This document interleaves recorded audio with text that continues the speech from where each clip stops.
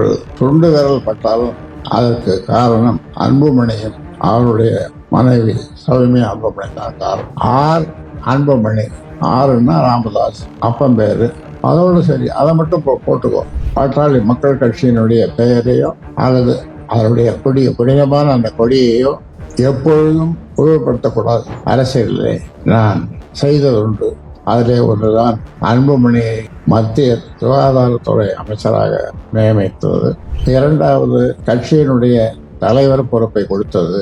இதெல்லாம் இப்படி பல தவறுகளை செய்து வந்த போது ஒரு கும்பல், அந்த கும்பலுக்கு தலைமை அன்புமணியும் அவரது துணைவியார் சௌமியா அன்புமணியும் ஒற்றுமையாக 46 ஆண்டு காலமாக 70-80 வயசு உள்ள சொந்தங்கள், அதன் பிறகு வந்தவர்கள், இவர்களையெல்லாம் கொண்டு சேர்த்து உயிரை விட மேலாக அவர்களை நான் மதித்து கட்சியை, சங்கத்தை ஆரம்பித்து நடத்தி வந்தேன். சில தவறுகளை அரசியலிலே நான் செய்ததுண்டு. அதிலே ஒன்றுதான் அன்புமணியை மத்திய சுகாதாரத்துறை அமைச்சராக நியமித்தது. இரண்டாவது, கட்சியினுடைய தலைவர் பொறுப்பை கொடுத்தது.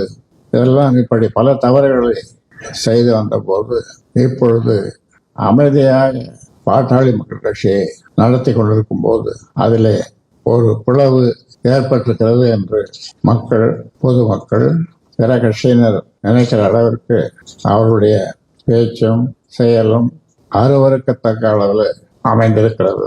இதற்கு காரணம் இங்க இருக்கிற ஊடக நண்பர்கள். உங்களை கேட்டால் என் காதிலே கிட்ட வந்து கிசுகிசுப்பீர்கள். எப்படி கிசுகிசுப்பீர்கள்? ஐயா, நீங்க